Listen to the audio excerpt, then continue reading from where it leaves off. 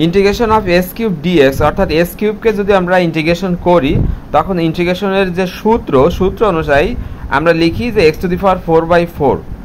তো প্রশ্ন হচ্ছে এর দ্বারা আসলে কি বোঝাচ্ছে? এর দ্বারা মূলত বোঝাচ্ছে এক্স এর একটা ক্ষুদ্র অংশ অর্থাৎ ডিএক্স, তার সাথে যদি এস কিউবের বিভিন্ন মান গুণ করা হয় এবং গুণ করার পরে যদি যোগ করা হয় তাহলে সেই ক্ষেত্রটির ক্ষেত্রফল হবে এক্স টু দি পাওয়ার 4/4। এরকম সরু ক্ষেত্রের ক্ষেত্রফল বের করা অনেক কঠিন কাজ, কিন্তু ইন্টিগ্রেশনের সূত্রের মাধ্যমে সেই কঠিন কাজটাই সম্ভব। এখন প্রশ্ন হচ্ছে এরকম সরু ক্ষেত্রের ক্ষেত্রফল বের করে আসলে কি লাভ? আমরা যদি বক্ররেখা দ্বারা আবদ্ধ ক্ষেত্রের ক্ষেত্রফল নির্ভুলভাবে নির্ণয় করতে পারি সেক্ষেত্রে পৃথিবীর অনেক সমস্যারই সমাধান নির্ণয় করা সম্ভব। যেমন বেগের সমীকরণকে ইন্টিগ্রেশন করার পরে আমরা যে সমীকরণটা পাবো সেই সমীকরণটাই কিন্তু সরণের সমীকরণ হবে।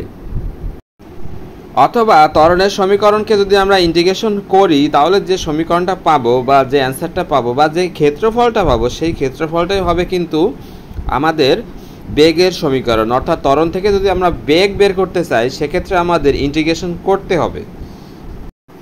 একটি ত্রিভুজের ক্ষেত্রফল হাফ ইন্টু ভূমি ইন্টু উচ্চতা এই সূত্রের মাধ্যমে করলে যে অ্যান্সারটা পাওয়া যায় ইন্টিগ্রেশনের মাধ্যমে যদি করা হয় সেক্ষেত্রেও ঠিক একই অ্যান্সারই আসে। এখন প্রশ্ন হচ্ছে ইন্টিগ্রেশনের মাধ্যমে কিভাবে নির্ভুলভাবে বক্ররেখা দ্বারা আবদ্ধ ক্ষেত্রের ক্ষেত্রফল নির্ণয় করা হয়। এ প্রশ্নের উত্তর হলো অন্তরীকরণ এবং যোগজীকরণ। এরা হচ্ছে মূলত একটা আরেকটার বিপরীত প্রক্রিয়া। ইন্টিগ্রেশনের সূত্রগুলো আসছে মূলত অন্তরীকরণের সূত্র থেকে। এখন আমরা দেখব এস কিউবকে ইন্টিগ্রেশন করলে কিভাবে এক্স টু দি পাওয়ার 4/4 হয়। প্রথমে আমরা এক্স টু দি পাওয়ার 4কে অন্তরীকরণ করতেছি। তো এখানে উপরে লেখা আছে D X to the power 4 আর নিচে লেখা আছে ডিএক্স। ডিএক্স মানে কি এক্স এর ক্ষুদ্র অংশ, আর D X to the power 4 মানে এক্স টু দি পাওয়ার 4 এর ক্ষুদ্র অংশ। তো এই দুই ক্ষুদ্র অংশ একটাতে যদি আরেকটা দিয়ে ভাগ করা হয় তাহলে আসে অন্তরীকরণের সূত্র অনুসারে 4s কিউব আসে।